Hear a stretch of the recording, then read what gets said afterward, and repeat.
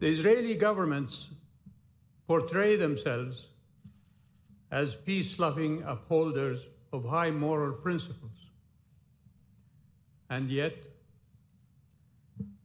they have claimed to be the protectors of human rights.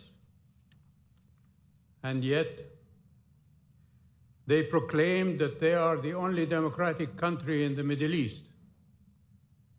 And yet, they humbly depict themselves as a small, existentially threatened country surrounded by bloodthirsty killers who want to eradicate her from existence.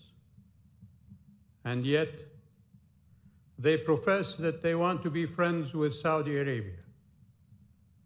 And yet, all Israeli governments are the last of the Western colonizing powers of the Middle East. And yet, Israeli governments have arrested thousands of the inhabitants of the lands they are colonizing and incarcerated them in concentration camps under the flimsiest of security accusations, young and old, women and men, who are rotting there without recourse to justice. They are demolishing homes as they wish, and they assassinate whomever they want to. And yet, the Israeli Knesset passed a law that defines the citizenship of Israel as exclusively Jewish, denying the non-Jewish inhabitants of Israel of equal rights under the law. What kind of democracy is that? More than 200 nuclear weapons are their so-called Armageddon deterrent. And yet, while waging wars on Hamas, Israeli governments are funneling Qatari financial support for what they say is a terrorist group.